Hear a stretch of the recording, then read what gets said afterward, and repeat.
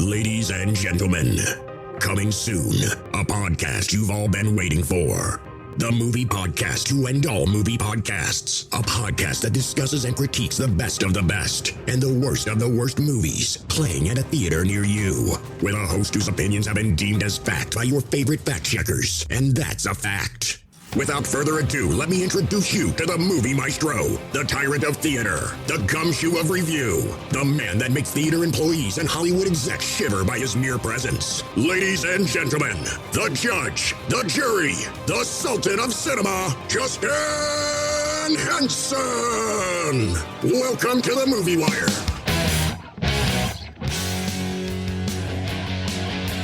Welcome to this week's edition of The Movie Wire. I'm your host, Justin Henson, and welcome to the show. It's going to be a fantastic show this week with 4 brand new reviews, 2 brand new for theaters, and 2 now available to stream.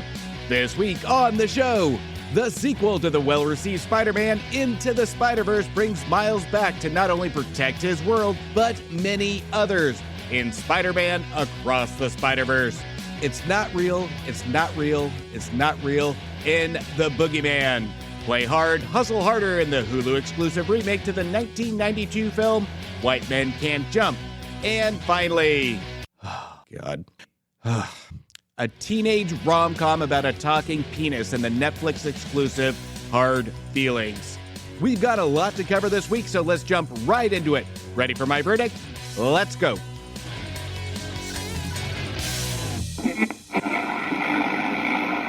Out of the windows to watch a roar and a bursting of flames.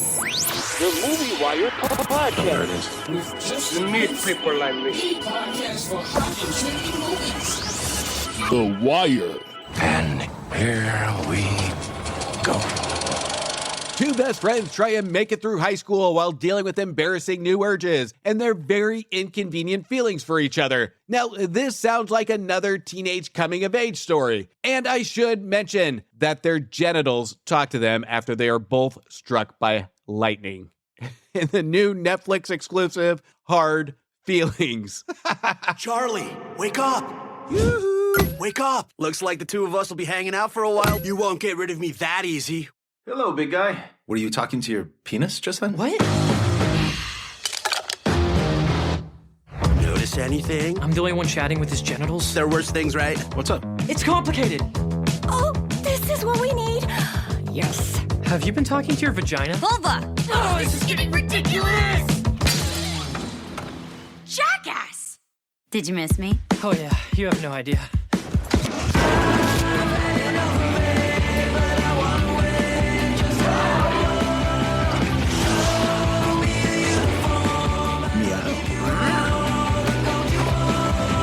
What have you been telling everyone? Okay, what's the plan?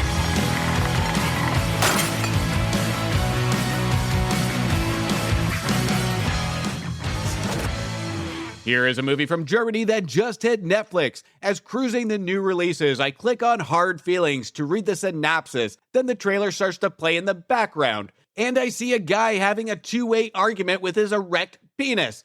So I press play. Now, Hard Feelings is a modernized spin-off of the 2 huge blockbuster hits from Germany in the early 2000s.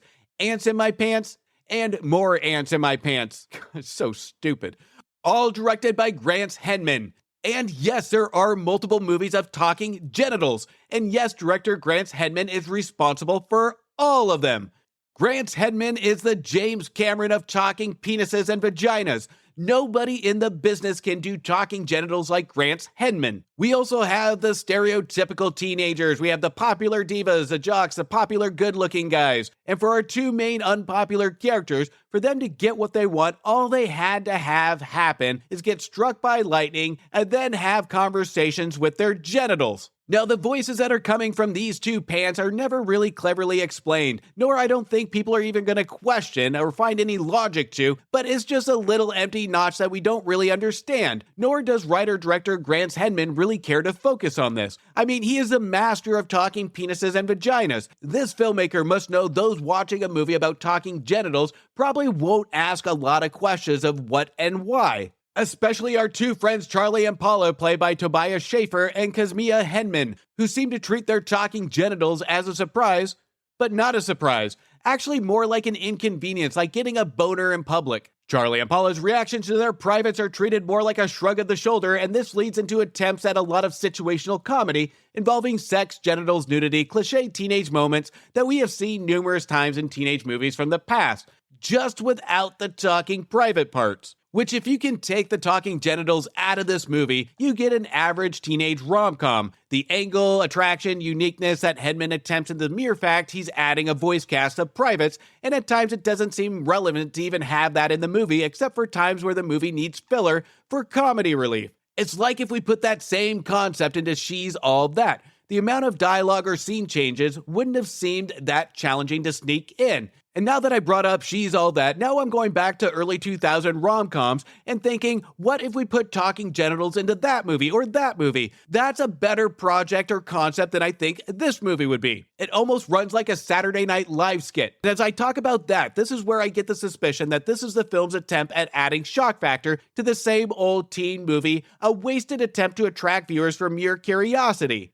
And as we think about that, this is where I feel that the film is attempting at adding a shock factor to the same old teen movie, a wasted attempt to attract viewers for mere curiosity. When we go into the first half of the movie, we just don't know where it's going, but the messaging it attempts to show starting in the third act starts to have the integration, and the talking genitals make sense. And saying that last sentence out loud just makes me feel dirty that saying talking genitals makes sense. There are moments and hard feelings where it does work, and it defines the term speaking with your penis, especially going through teenage years. It acts as a subtle reminder of raging hormones and teenage adolescence, of teenage mindsets, without really degrading or discrediting the actual person who is in control. The film integrates temptation and social acceptance of sex by utilizing the genitals as a social status, or bragging rights if you will, but also shows the consequence of one actually listening to everything that your penis has to tell you versus your own mind. And I get it. I understand I might be overthinking the presence of a talking penis in this movie. Now, the movie does struggle to find its balance to the messaging until the last act. It's a bumpy, symbolic message road to get to the point, but eventually Grant Hedman gets there. And by the end of the movie, the message landed is poorly balanced. Now, I will give the film credit, the cast is extremely likable and there are some fun character moments, and it's entertaining as a streaming view. But the second half of the movie seems to go completely off balance, where it integrates too many characters and it tends to lose focus on where it wants to go. And then we realize going into the third act that we haven't heard from our talking genitals in a while, where we think Hedman forgot about it. And then it goes into another stereotypical teenage movie, which leads into a climax that seems too cliche and quickly resolved, as if Hedman didn't know where to go and he panicked and stuck with the normal teenage cliche ending. Hard Feelings goes for the shock factor with a subtle bit of penis and vagina symbolism in its satire, which is a hit or miss holistically when we get to the credits, but for a movie available on streaming, it is an entertaining watch for the most part. Just expect the normal teenage rom-com with a talking penis and vagina. If this sounds like your cup of tea, you probably already pulled it up on Netflix the moment I mentioned talking penis and vagina, and you probably have already pressed play and are not even listening to the end of this review. I'm giving Hard Feelings 2 stars. Let's all go to the lobby. Let's all go to the lobby. Now, before we get into the rest of the show, make sure you check out my reviews on previous episodes for movies that just became available to rent, buy, and stream now. Now available! Not All Races Can Be Won in Fast 10, which barely missed the race by receiving 2.5 stars. 11-year-old Margaret navigates new friends, feelings, and the beginning of adolescence in Are You There, God? It's Me, Margaret, which charmed its way to 3.5 stars. Our naughty 50 Shades of Grey ladies are back, and they take their club to Italy in Book Club The Next Chapter, which was a page-turner, receiving 3 stars. Control is an illusion in the new Ben Affleck thriller Hypnotic, which didn't keep me mesmerized, receiving only 2.5 stars. A Fool for Love becomes an accidental celebrity, only to lose it all in one of the worst movies of the year in Fool's Paradise, which received a generous 1 star. And finally, John Wick returns to defeat the High Table in John Wick 4, which fought its way to 3 stars. You can find those reviews on my previous episodes, and just a reminder, if you haven't yet, make sure you hit follow or subscribe, and don't forget to leave me a review on Apple Podcasts. And don't forget to follow me on Instagram, Twitter, and Letterboxd at Movie Wire Show. Now it's that time of year again in the Seattle area where we have the Snohomish Film Festival. You can now submit your film no matter where you're at by going to www.filmfreeway.com/Snohomish Film Festival. We've had a lot of great talent and a lot of great films. Don't wait to the last minute. I cannot wait to see your movie. Now, lastly, I just want to talk about a podcast here. Now, it just seems like yesterday that I was on this lovely man show for the first time, having a fantastic conversation surrounding the Mel Brooks classic, The Producers. Now, one of his many shows and one of my favorite movie pods are back after a brief absence, and that's Antonio over the cult-worthy classic. In his latest episode, he has asked me back to discuss a movie that is just in time for Father's Day, and that is the 1969 Alan Arkin film, Poppy. The link to that episode will be in the description of this episode. Make sure you subscribe and don't miss that episode. Let's hear from Antonio now.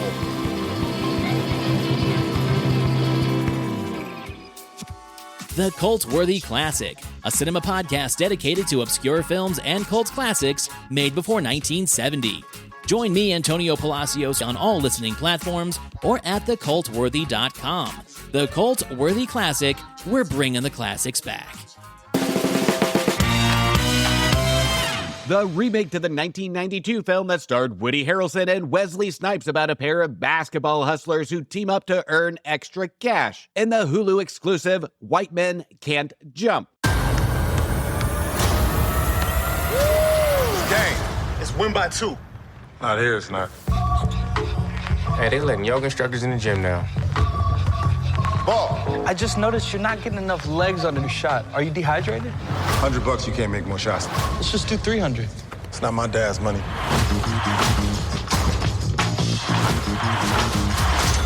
We ain't never gonna get a reparation that way, bro. So I prefer Venmo or Zelle, but you seem like a Cash App guy, so. Ladies and gentlemen, C5. You thinking slick, huh?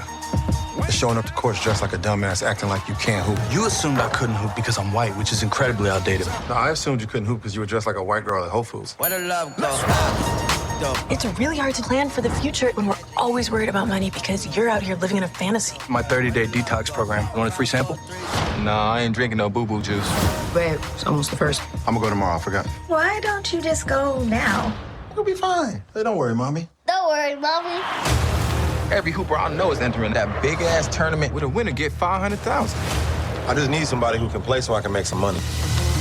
You're joking, right? $500,000 for one day of hoop. Yeah.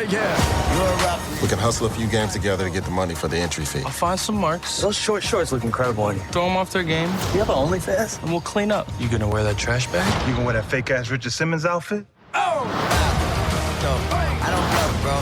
I bet y'all got more in common than me, than I. Release for me. Release for me. That's the I doubt that. It's enough jokes. Then the sun died. Don't spend any of the money until we can cover the fee. I should be saying that to you. Well, I'm good with money. So am I. So am I. Me too. Me too. Word. Word, bro. If she's iffy, then the drugs go. If she's Can I see you? double cup toast, got a duffel full of hundos, then the love go. Buckets. What? Just wanted to see if you had superhuman hearing because of your. Because of my what? They're gonna kill him in the parking lot. I'm out here. He got a flamethrower. Flamethrower? What is this, Mad Max? 5, 4, 3, 2, I let one go. I don't blow, bro. I don't know how much you talking trash lady today, but good work. Thank you. You could talk way more trash out there. You have so much material I can't even touch. Like what? Never mind. Oh. Tell us. Where the love go?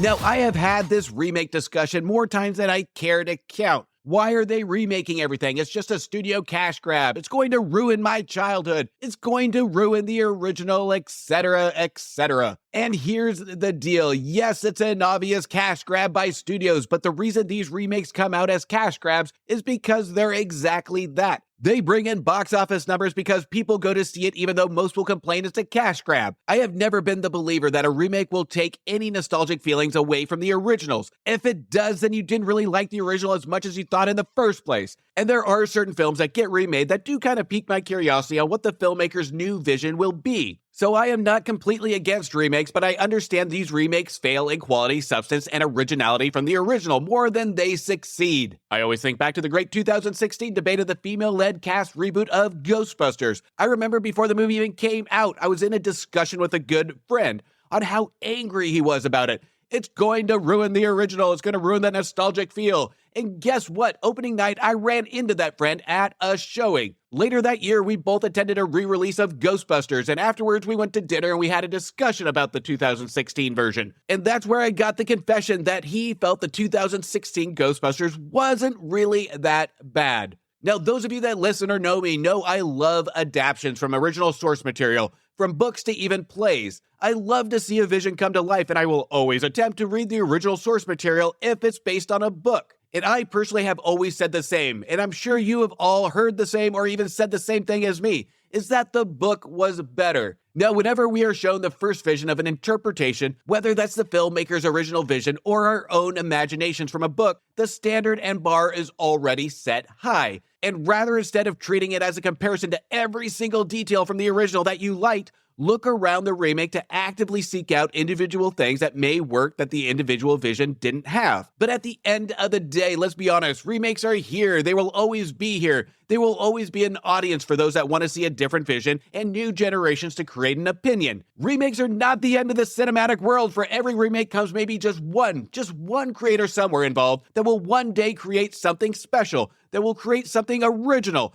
And just for that mere fact, I am all for remakes where it builds a pool of talent to see something in the near future that might be fantastic. Now, the remake reboot fatigue can be a little overwhelming. Every time we see a new trailer come out, our first natural reaction is, "Are you kidding me?" I get it. I look at it in a positive aspect that this film could be a seed to plant for the near future of talent. Now that I've gotten that remake rant out of my system, let's talk about how shitty this remake is. Let's get into White Men Can't Jump. Here is another remake that was bound to happen with a movie that cost very little for studios to make, and with the success of the original and basic plot to play with, it was a match made in heaven for straight to streaming. White Men Can't Jump was directed by the House Party remake director Calmatic. Now, you remember when I said remakes fail more than they succeed?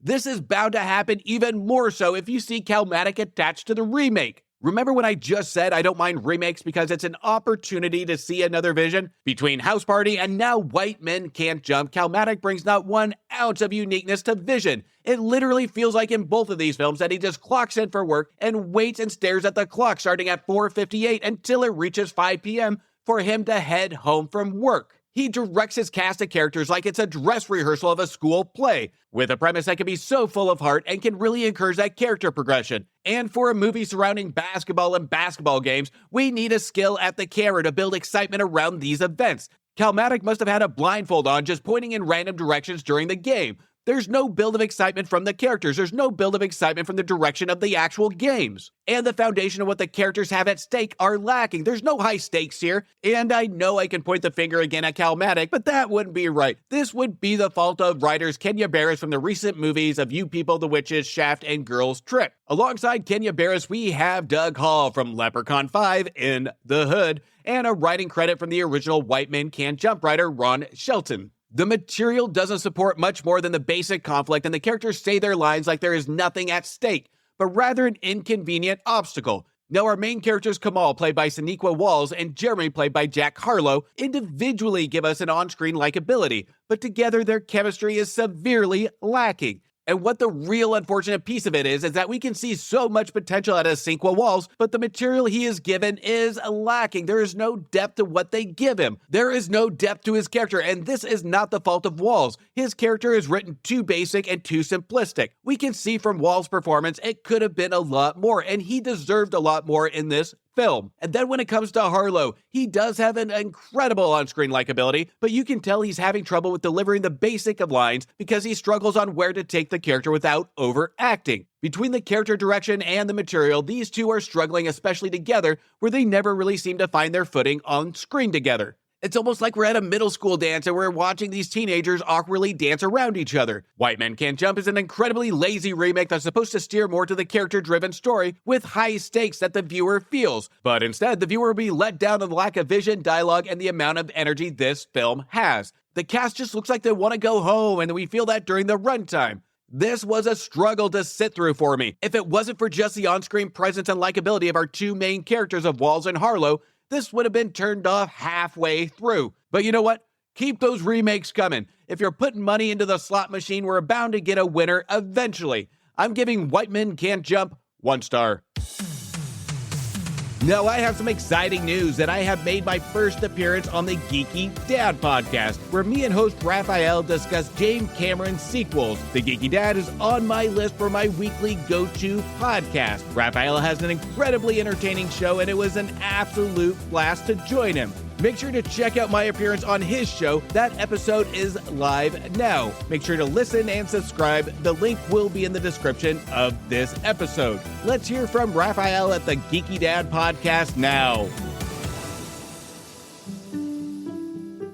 It took me 10 years to make the perfect man cave. And then we took it over, and we made it into the multiversal chamber.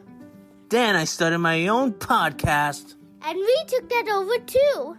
And we're the co-hosts, the Multiverse Kids. Yeah, and I'm the dad, the geeky dad. And every week, we what? We review the movies, shows, and books, games, and toys. Yeah, and sometimes we even have a special guest. So, join us every week on the Geeky Dad Podcast.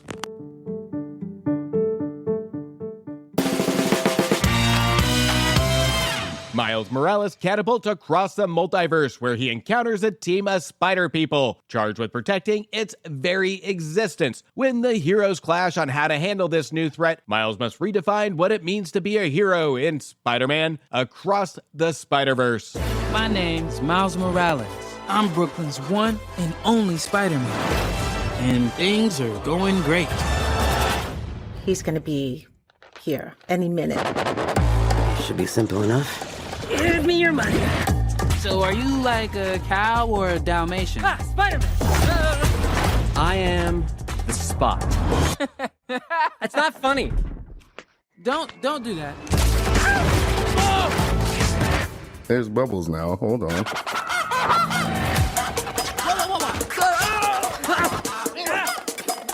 I don't think I want this costume anymore. Oh, in a minute. I wrote it all as one word. It's cute, right? The youth. How's this going? Miles? Son, what have we always said? Miles' grades are pretty good. A in AP Physics. That's my little man. And a B in Spanish. What? Ooh, okay. Miles. Are you trying Mira, eso es imposible. Okay. I gotta go. All right, bye. Miles! When? Want to get out of here? Welcome to Spider Society. I'm Spider-Man. Oh, no way. All of us are. Meet Miguel O'Hara. He's like a ninja vampire Spider-Man, but a good guy. Plus, he's like such a good leader. Miles, there's moments in our stories that are the same for all of us. Some good. Did you bring our baby to another fight? I knew I was going to regret making her that web shooter. He asked me not to, so I wouldn't. Some bad. You have a choice between saving one person and saving every world. To me, that's an obvious choice. Send me home. I can't do that. I can do both! All stations, stop Spider-Man. You? Me? Miles! Everyone keeps telling me how my story is supposed to go. Nah, I'm gonna do my own thing. Can this day get weirder? I guess it can. There's nowhere to run. Sorry. My bad, everybody. There was somewhere to run. Here comes the sequel to 2018 Spider-Man Into the Spider-Verse with Spider-Man Across the Spider-Verse. There will be little to no debate that Across the Spider-Verse is a visually stunning and, even to an extent, dare I say it, a visual masterpiece of animation. The animation in the first film was one that I questioned the quality of execution before I saw the film, and even though I was pleasantly surprised on how much I liked it, there were visible flaws in scenes of how the animation was utilized. Not necessarily in the animation, because it was a unique trait that really had the audience spend most of the time taking in this new visual of what it's witnessing, but rather the too sharp and fast-paced editing and quick motions that seem to really not respect or have confidence in the true beauty that was on screen. It's almost like the filmmakers were warming up to deliver us with this sequel that takes everything that was unique and special, took every flaw that didn't work, and it beefed it up, toned it up to deliver this breathtaking visual spectacle that even if you had the movie on mute, it would be like looking at a work of art for 2.5 hours. You can see the attention to detail in almost every shot and every scene, that if you paused it at random moments, no matter where you land in the movie, you can look, analyze, and appreciate that each shot is carefully detailed like a painting that has so much heart poured into it. Now, it takes an incredibly large amount of time, talent, and frustration, I am sure, to create a vision like this. So before I get into the nitty-gritty of the film and other filmmakers, I just want to call out the entire animation department, visual effects department, and art department for creating such a visual cinematic spectacle. My hat is off to you, but I will have to have my eyes checked for not wanting to blink for a second the entire runtime to take in every shot and every moment. Now, Spider-Man Across the Spider-Verse was directed by 3 directors: Joaquin Dos Santos, whose previous works are a few DC straight-to-video films, such as Superman and Shazam: The Return of Black Adam, and the animated Jonah Hex. We also have Kemp Powers, co-director of Disney's Pixar Soul, and first-time director Justin K. Thompson. Now, part of the success in this is the fact that directing is limited on all of these resumes, but they all have impressive experiences in the animation department, which would make sense in a film like this. Now, just for a second, take away the animation. This movie does have storytelling flaws, but is it an improvement over the last Spider-Man Into the Spider-Verse? The answer is yes and no. While I did really enjoy the first film, I felt it was a lot more bloated with more of an attempt of crowd-pleasing characters and comedy, with a heart that ran like most superhero movies that banks on the end to really give us that good, happy feeling. But there was enough substance to really make it truly unique, with unique characters that we really did want to follow and we cared for, and with villains that were well known, but the movie made it unique to the point we knew the concept of the villains, but we didn't know what these villains were going to do, which kept the movie feeling fresh. Now, when it comes to Spider-Man Across the Spider-Verse, we get kind of the opposite from the first film. We have a tremendous amount of attempted heart throughout the film, but with characters that were not as engaging as we got in the first movie. When we have scenes of an attempt at emotion, it almost feels held back.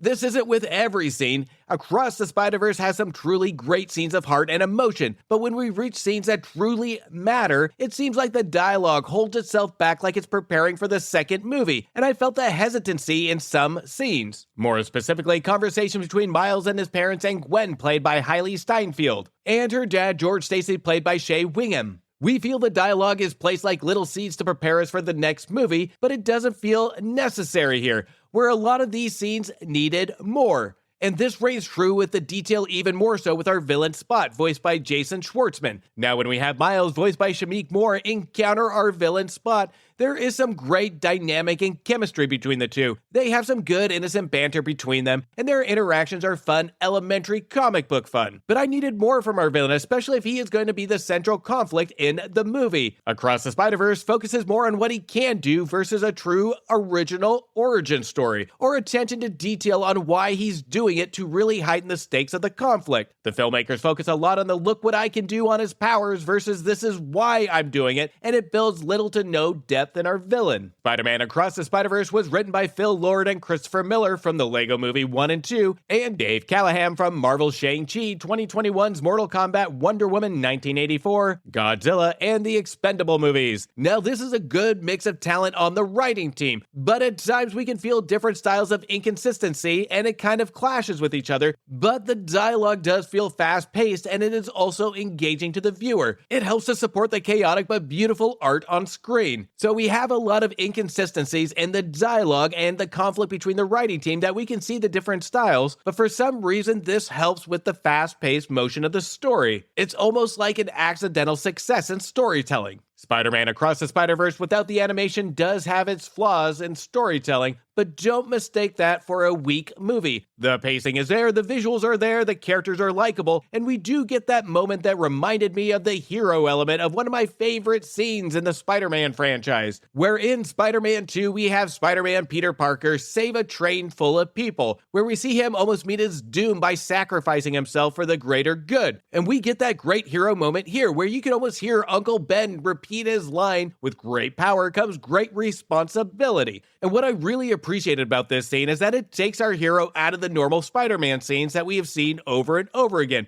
to really show that example of the hero element, but more importantly, the human element of wanting to help somebody else. And the filmmakers are very smart utilizing a scene that really hits home to a lot of the social events happening today. It's a very symbolic message. It's a unified message to heroes and hope. Not just how it affects us here at home, but rather the world and good and hope can still exist. It's a beautiful scene to look at, and it's a beautiful moral message. The scene involves a moral decision Miles doesn't even have to hesitate to accomplish. I absolutely love that messaging of treating a moral dilemma as how it would affect the world versus just one setting. Now, Spider-Man Across the Spider-Verse runs like an introduction or first act, if you will, that lasts close to 2.5 hours. It's like an introduction movie where it left me thinking how the second part will run more like the first movie, Into the Spider-Verse, with more characters, more conflict, but I refuse to assume what's to come. This is a tough movie to review just by itself without a complete story. This is the type of movie that really needs a second half to really give a solid rating on it. But here's the deal.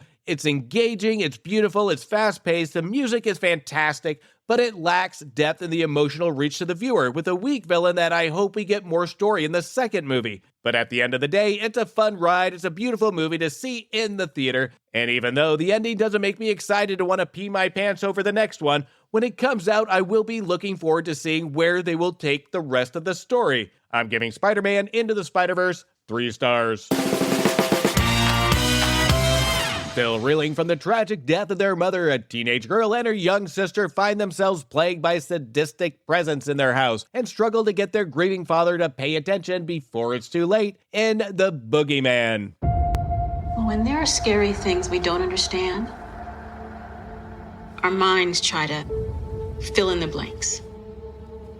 Sometimes the best thing to do is to face it. So this light is going to be completely solid like it is right now. Then gradually, it's going to start flashing until it's totally dark. So you can see that there's nothing to be afraid of. Okay?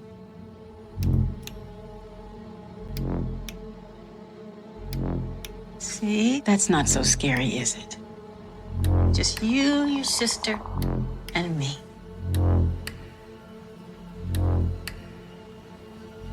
You're doing okay. It's not real. It's okay. It's okay.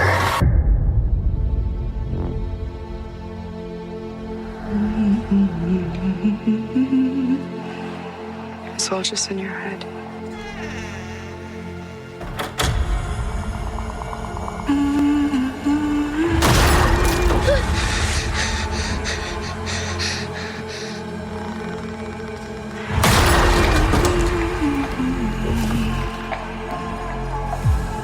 Katie, there's something in my room. You believe me, don't you? There's no such thing as monsters. You need to grow up. I'm serious, Sawyer. I need to be alone. You're both having these manifestations. What is this supposed to be? It's the thing that comes for your kids when you're not paying attention.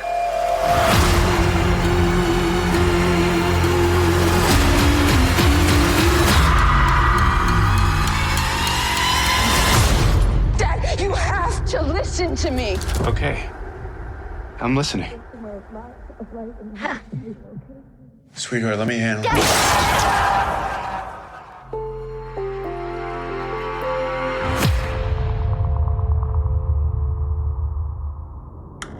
Now, we were all aware of lazy horror movies that put our characters into situations that we tend to joke about, like hearing a strange noise in the darkness and having that need to go investigate it unarmed, or just standing still while the killer is coming towards you. The Scream films broke new ground by addressing these rules by integrating it into its horror story, and the Scream movies were mostly successful on bringing back that horror genre. Well, maybe the first two films. Now fast forward, since then we have gotten a lot of experimental horror films, some better stories with a lot more attention to detail, and we can see the progression and evolution of horror films when it comes to changing the worn-out formula. In a couple of my previous reviews and episodes, I have talked before about the circle of progression of horror films. We go from tone-reliant horror to slasher films to found footage to elevated horror to art house experimental horror. The circle of progression gives audiences time off, if you will, from seeing the same thing over and over and over again that we mostly saw in the 80s that couldn't really break this cycle. After seeing The Boogeyman, I really hope it's not a sign that the progressed horror has come all the way around full circle already, when we are now back to filmmakers and writers putting their characters in situations to make really, really dumb decisions. And I have to say, this one is a new one for me. This time, The Boogeyman is not just dumb teenagers making really dumb decisions, it's the filmmakers that are making the really dumb decisions by putting kids in dumb situations that are completely unbelievable. For example, I want to take you back to your childhood. Some of us were scared of the dark, some were scared of the closet, some were terrified from what's under our bed, etc., whatever it may be. Some was all of the above. Now, with an adolescent curiosity, imagination, and not a fully developed brain, we manifested a form of fear, and sometimes shadows and sounds can forte our fear in a certain way. Now, when we were kids and we had these elements of fear, when we hear something, saw something that terrified us while we're vulnerable in bed, especially in the darkness, I don't know about you, but I remember I would safely hide myself under the pillow, find it hard to call out for help, to not make a sound, and sometimes take time to build up the courage to run into my parents' room as fast as I could. The reason I bring this up is the mere fact that The Boogeyman utilizes none of this childhood fear. The Boogeyman is a general term for a specific thing that we may fear as children. This is something I would have figured would have been a main focal point of the horror in the movie entitled Boogeyman. But rather, it tends to show off a lot of stylish technical aspects rather than the element of fear. For example, we have a scene where the youngest daughter of a family of three, Sawyer, played by Vivian Lara Blair, who more recently played Leia from the Obi-Wan Kenobi Disney Plus series. Sawyer has a fear of the dark, so she lights her room up with multiple lights, light strings,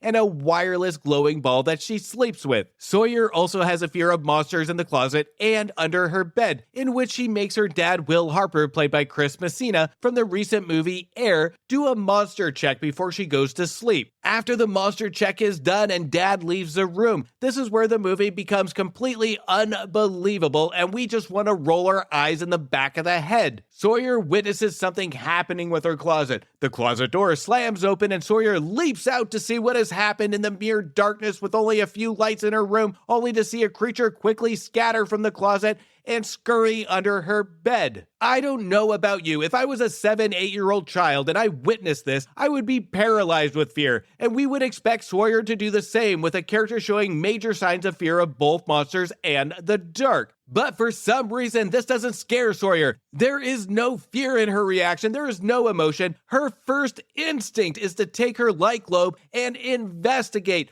What creature was powerful enough to slam open that closet door and fast enough to make it under the bed in under a second? Sawyer confidently leans under the bed with her light to see what has made its way under. This is stupidity of filmmaking. This is stupidity even for a cliche. What the hell are you doing? This is pure stupidity of writing. This is pure stupidity of believability. This de-evolves the horror genre all the way back to square one. It is absolute insanity to detail in filmmaking and even more so completely idiotic. And it would be one thing if this happens once, but the characters are never put in a realistic situation. Even when the characters start to discover what this thing is and what it's capable of, we still have the characters keeping all the lights off, investigating strange noises, and always finding a way to put themselves into a situation to ensure that the audience gets a jump scare. Now, the film was written by Scott Beck and Brian Woods from 65, A Quiet Place Part 1 and 2, and Mark Hyman, the writer of Black Swan, with Rob Savage, who directed one of the most obnoxious horror movies I saw last year, Dashcam. But I will give credit to Rob Savage because compared to his previous work with Dashcam, he actually adds some really great shots and eerie moments with our Boogeyman. And yes, he really does lean towards a lot of jump scares. Some we see coming and others are cheap shots, but there are a lot of great examples of good styles, great shots, and great utilization of the environment that Savage does attempt in. And when he is on point with this, he is on point. But with that said, what really lacks in his direction is the attention to the believability in the environment and the consistency of fear. If we have a child that's really scared of the dark, why are the lights always off in the house? Why are there no conversations of the child talking about what she saw with her father? These questions are left unexplored and unexplained. And this isn't just Savage, this is due to sloppy writing, where we have a character imbalance, whether that's screen time shared between the characters to really build upon that sub-conflict of the trauma of what the family is going through to the consistency of fear of the characters. But to be fair, there are elements that are good besides the bits and pieces if you look close enough from the direction. The monster design is good, the placement of the character in certain shots are smart, the acting is slightly above average from what we usually get with a movie like this, especially with David Dastmalchian as Lester Billings, the stereotype creepo character that tries to warn the family but nobody believes. But even with all these good elements, it's heartbreaking that this film is so held back by its material and direction. The Boogeyman has some stylish elements and shows small bits and pieces of smart direction by Rob Savage, but at the end of the day, the Boogeyman takes horror movies backwards through time to its situational horror of dumb character mistakes from the 80s that make us want to shake our heads and yell at the screen. With a mix of these elements, there is a better movie somewhere in this. But with all the simplistic elementary writing and common sense mistakes, this makes this a very film school project movie with a bigger budget. I'm giving The Boogeyman 2 stars. And that's a cut on this week's edition of The Movie Wire. Now, before we end the show, don't forget to check out my appearances on the Cult-Worthy Classic and the Geeky Dad podcast. And coming soon, I will be joining Dan once again on the Casting Views podcast with another intriguing conversation. Don't forget to subscribe to those shows. Their link will be in the description of this episode. And while you're at it, don't forget to hit subscribe for my show. You can also show support of The Movie Wire by following me on Instagram, Twitter, and Letterboxd at Movie Wire Show. Until next week, do me a favor, make sure you stay for after the credits to show the respect to those that put their blood, sweat, and tears into making a feature film, and support your local movie theaters.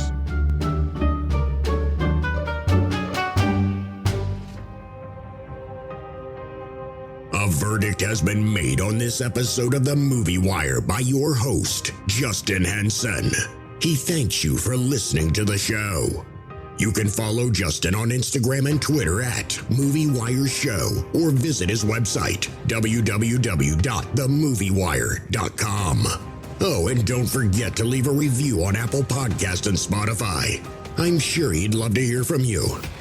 Until next time, we will see you at the movies. Thank you for bringing me to the movies.